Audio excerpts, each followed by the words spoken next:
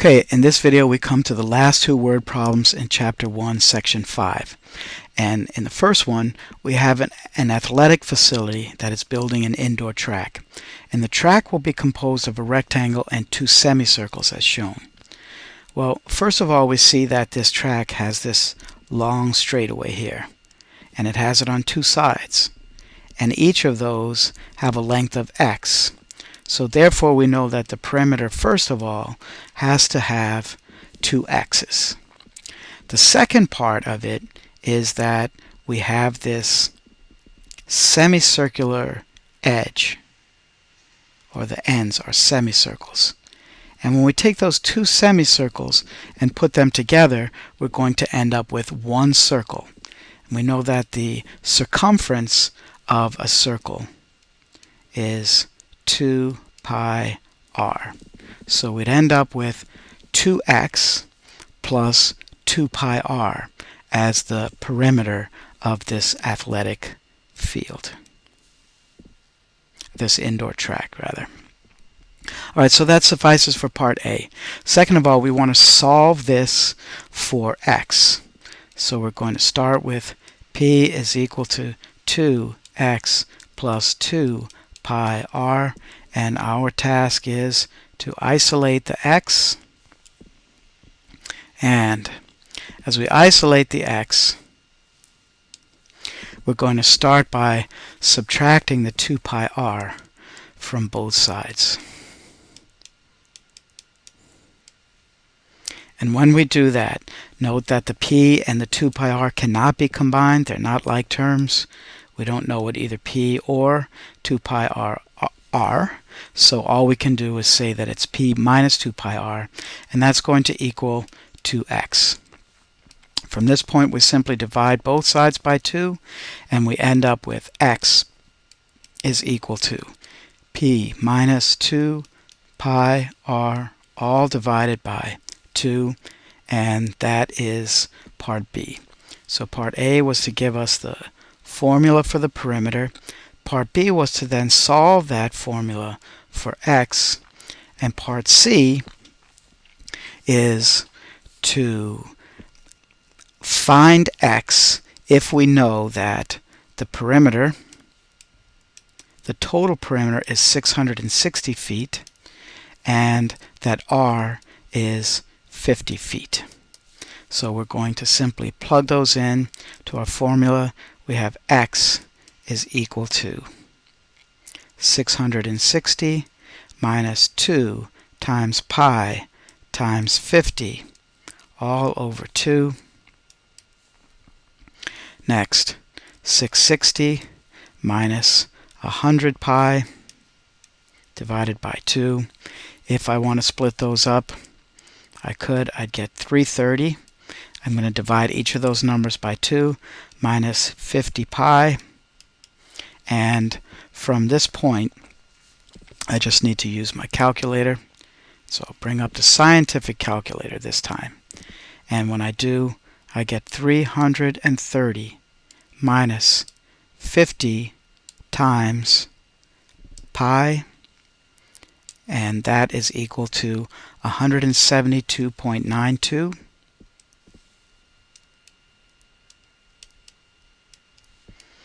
or 173 feet when we round our answer to the nearest foot. And so that would be the final answer for part C there.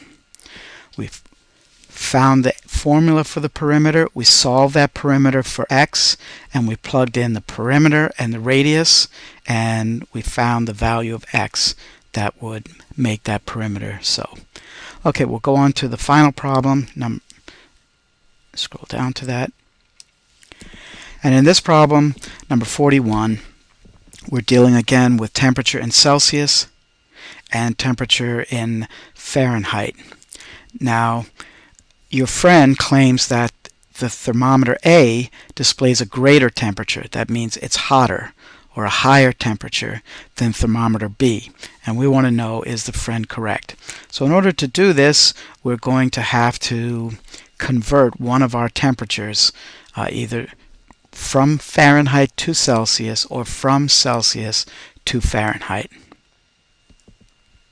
And since we usually think in terms of Fahrenheit, we'll go from Celsius to Fahrenheit here. All right, so the formula, which formula will help us convert Celsius to Fahrenheit? And so that would be the second one. Converts Celsius to Fahrenheit. And so that's the formula that we'll use. The other one converts Fahrenheit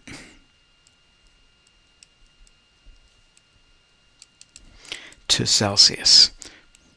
And you can tell because the C equals ends up giving us the C value that we want. So we start with a Fahrenheit, we plug it in, we manipulate it, and we end up with a Celsius. With the second formula, we start with a Celsius, we manipulate it, multiply by 9/5, and then add 32, and we'll end up with a Fahrenheit temperature. All right, so we'll use our second formula, which says that F is equal to 9/5 times Celsius, which is 20, and then we're going to add 32 on top of that. And so if we wanted to do this, there are a number of ways I could use a calculator, but I can also cross cancel here and see that that's going to give me a 4, and even without a calculator I'll get 36 plus 32, which gives me 68 degrees, and that's for the digital thermometer, or thermometer A. Now, we can't tell exactly what the temperature is on the other one, but I'm going to assume that it's somewhere around 70 degrees Fahrenheit.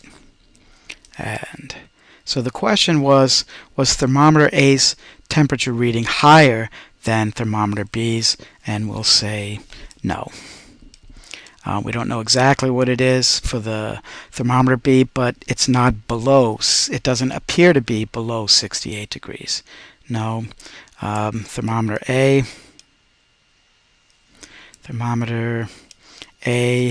reads 68 degrees Fahrenheit when converted, and this is not greater than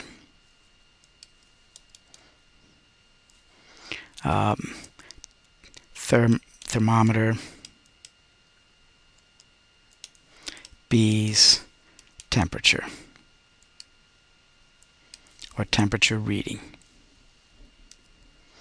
Okay, and that'll do it for this problem here. So we're going to use those two formulas again and again, and we need to be able to convert from 1 Celsius to Fahrenheit or Fahrenheit to Celsius, and that'll do it for this video and for the word problems that we want to work with in this section.